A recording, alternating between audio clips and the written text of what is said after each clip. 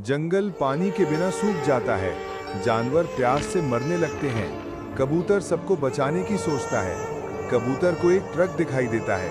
कबूतर को ट्रक से एक फावड़ा मिलता है। कबूतर देर किए बिना एक नाली खोदने लगता है। नाली खोदते खोदते कबूतर एक पहाड़ तक आ जाता है और वहां एक गड्ढा खोदता है और बहुत सारा पानी निकलने लगता है। अब नाली से होता हुआ पानी जंगल पहुंच जाता है। सारे जानवर पानी पीकर अपनी जान बचा लेते हैं। जंगल हरा भरा हो जाता है, लेकिन कबूतर रोने लगता है। फिर लाइक सब्सक्राइब नहीं।